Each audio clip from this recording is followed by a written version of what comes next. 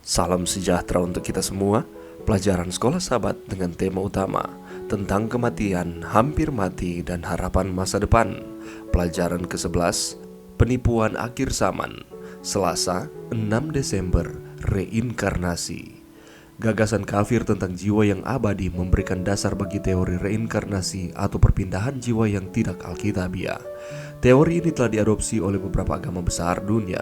Sementara kebanyakan orang Kristen percaya pada keberadaan jiwa yang abadi yang tinggal di surga atau neraka permanen setelah kematian. Mereka yang percaya pada reinkarnasi berpendapat bahwa jiwa yang abadi seperti itu melewati banyak siklus kematian dan kelahiran kembali di bumi ini.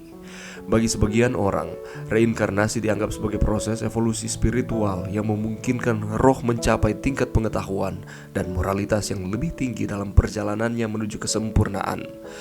Ada umat yang percaya bahwa jiwa yang abadi melalui kesadaran yang berkelanjutan atau samsara di 6 kelas kehidupan: akuatik, tumbuhan, reptil dan serangga, burung, hewan, dan manusia, termasuk penghuni surga.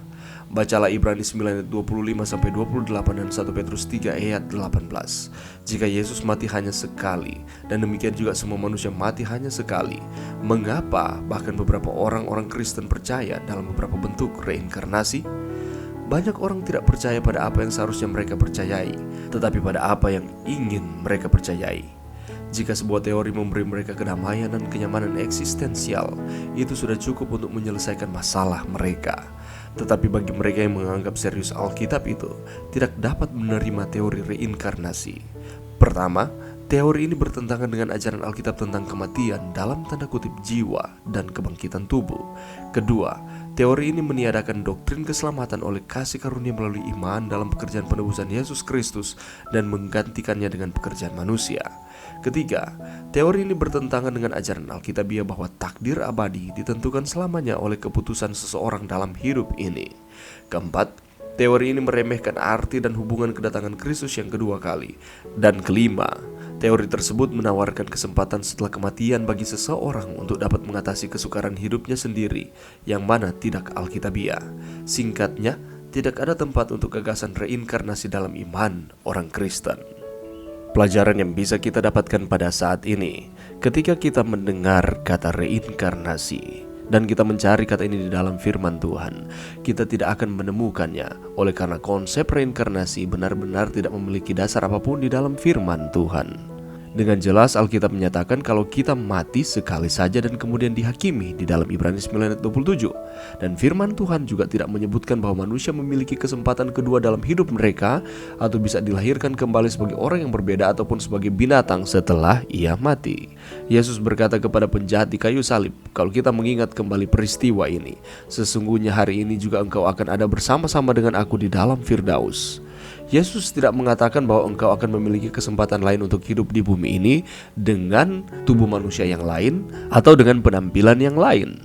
Matius 25 ayat 46 secara khusus memberitahu kepada kita bahwa orang-orang percaya akan masuk ke dalam kehidupan yang kekal, sementara orang-orang fasik masuk ke dalam penghukuman yang kekal. Tetapi di dalam konteks ketika mereka mati, mereka tidak akan langsung ada di dalam kerajaan sorga atau ada di dalam neraka, atau mereka berubah wujud menjadi makhluk yang lain di bumi ini. Memang reinkarnasi telah menjadi kepercayaan populer selama ribuan tahun, tetapi tidak pernah diterima oleh umat-umat yang mengaku pengikut Kristus atau orang-orang Kristen. Ada juga yang berpendapat bahwa ada bukti reinkarnasi katanya di dalam Matius 17 ayat 10-12 yang menghubungkan Yohanes Pembaptis dengan Elia. Namun ayat tersebut tidak mengatakan bahwa Yohanes Pembaptis adalah reinkarnasi dari Elia, melainkan ia akan menggenapi nubuatan mengenai kedatangan Elia jika orang mempercayai perkataannya sehingga mereka akan percaya kepada Yesus sebagai Mesias. Lihat kembali Matius 17 ayat 12 dengan jelas menyatakannya. Dan ketika banyak orang bertanya kepada Yohanes, apakah engkau adalah Elia yang dilahirkan kembali? Apa jawab Yohanes Pembaptis? Di dalam Yohanes 1:21 dengan jelas ia menegaskan, bukan. Bagi sebagian orang, reinkarnasi dianggap sebagai proses evolusi spiritual yang memungkinkan roh mencapai tingkat pengetahuan dan moralitas yang lebih tinggi dalam perjalanannya menuju kesempurnaan. Itulah sebabnya kalau kita mendasarkan iman kita kepada firman, maka kita tidak akan dapat menerima teori reinkarnasi, karena teori ini bertentangan dengan ajaran Alkitab tentang kematian dan kebangkitan tubuh. Kedua, teori ini meniadakan doktrin keselamatan oleh kasih karunia melalui iman dan mendasarkan kepada pekerjaan manusia. Ketiga, teori ini bertentangan dengan ajaran Alkitab bahwa takdir abadi ditentukan selamanya oleh keputusan seseorang dalam hidup ini. Keempat, teori ini meremehkan arti dan hubungan kedatangan Kristus yang kedua kali. Dan yang kelima, teori ini menawarkan kesempatan setelah kematian seorang dapat mengatasi kesukaran hidupnya sendiri, yang mana ini tidak alkitabiah. Itulah sebabnya tidak ada tempat, tidak ada ruang untuk pandangan reinkarnasi dalam iman orang Kristen. Mari kita terus setia kepada Tuhan, mendasarkan akan iman kita kepada firman Tuhan. Mari berdoa. Terima kasih Tuhan atas firman-Mu pada saat ini. Bantu kami Tuhan untuk kami dapat mengerti pelajaran ini dengan sepenuhnya dan mendasarkan akan iman kami hanya kepadamu ya Tuhan. Ini doa kami di dalam nama Yesus. Amin.